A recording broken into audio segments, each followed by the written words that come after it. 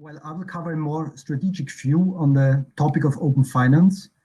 The financial services industry is right now changing rapidly, and banks need to prepare for that shift that is happening right now, and also obviously adopt their business models accordingly.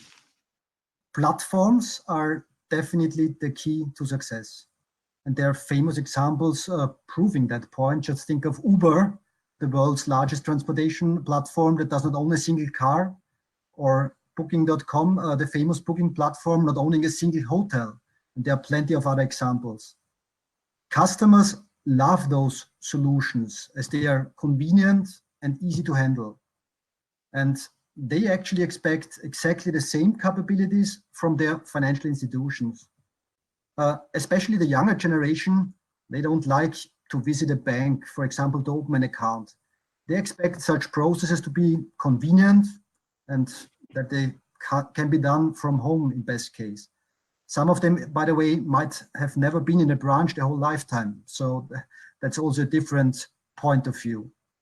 So many fintechs have discovered this gap in expectations. They are building customer-centric solutions to benefit from it, obviously. They have a digital mindset and know that open APIs can be used to integrate with partners as well as with competitors. Therefore, transferring data and switching of account from traditional banks is more or less a breeze for them. Those fintechs don't have the intention to offer, the whole complex portfolio of a bank. They like simplicity and actually focus on sweet spots where they can earn some money. And they expand their partner ecosystem to enhance and improve their services over time. On top, there are evolving technologies like cloud computing, software as a service, modern software development frameworks that allow them to have great time to market and also minimize the invests and risks on their side. So they kind of scale and pay as they grow. Slowly, banks are also starting to jump on the train. Some because of regulations that they're forcing them, others because they recognize the competitive advantage and opportunities they can gain out of it. But many traditional institutions struggling with this undertaking, their internal legacy IT, their organizational silos they have built over years, and also their usually very complex product portfolio often leads to failed transformation programs and obviously also stranded cost in this area. So the question is how much time is left for established financial institutions to take those hurdles. The credit card business was always in the hands of a few big players, and solutions like PayPal and Stripe are more and more overtaking traditional payment solutions, especially when it comes to the area of mobile e-commerce. Crowdfunding and also microcredit platforms are increasingly gaining popularity. And the biggest challenge, large established platform players like Amazon, Google, and Apple also start to offer financial services, and for sure will broaden their financial portfolio over time. So let me just quote Frank Schwabe from the Think Tank Forum to answer the question.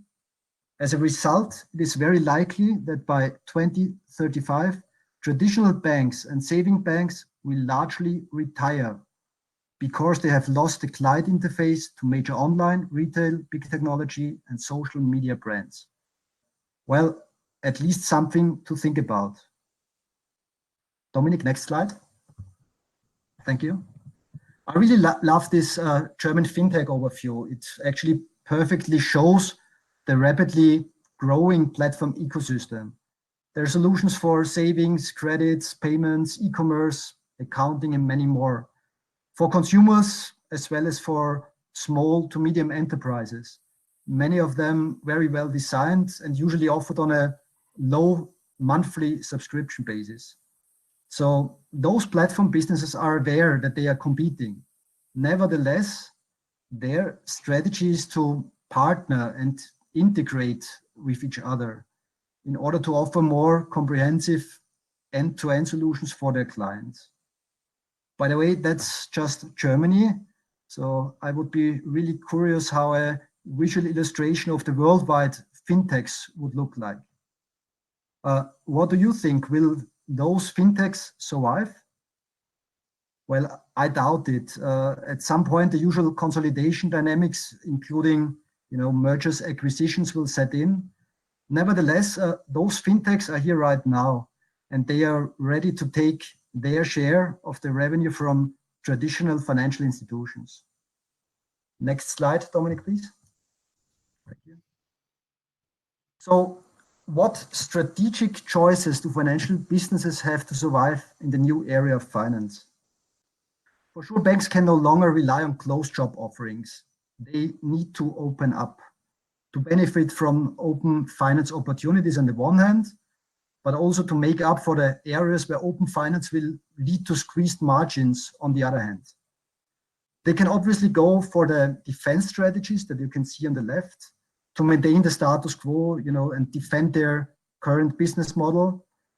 For example, by increasing digitalization and automation of core processes, or launching direct and online sales channels for their current products, or maybe even start collaboration with fintechs, at least as a first step. However, those defense strategies are mainly cost takeout plays, and on their own will not be enough to be successful in the future. So banks really need to rethink their product and service portfolio, and in general, the way they are doing their business. They need to transition from the left, from the defense area, to the right, to the offense area. And they need to break down internal silos and establish a new digital mindset, which has a customer centricity also on its core. Some banks choose the road of creating new digital greenfield entities to get there. Others prefer to run internal transformation programs to tackle shortcomings of their traditional structures and mindsets. Either way, moving towards platform business models will be the key for future success. Financial services businesses of the future understand and utilize positive networking effects of platforms. And they build a strategic partner ecosystem around them to enable the innovation. They're also capable to understand their customers' pain points and needs. And they offer comprehensive services which ease the life of their clients actually. Some services there might be delivered by the bank itself. Some services might be provided by strategic partners. And by the way, some of those products even might not have a direct financial context at all. It's all about understanding the customer's journeys and increasing customer convenience. So, well, a lot of challenges ahead. Maybe let me give you a final thought. Established businesses have a strategic advantage that are, in my opinion, highly underestimated. First, regulations act as a shield. Yeah, I know it's sometimes a worrisome thing for banks to adhere to those regulations. On the other hand, those regulations make the life of new market entrants cumbersome. Second, established relationships with local businesses can be used to offer actually tailored local services. This could be a huge advantage for traditional banks. And third, also not to be underestimated, traditional banks have a huge amount of data and insights about their customers. So I'm sure the companies who understand to play those advantages well, those will be the ones which will be also successful in the future.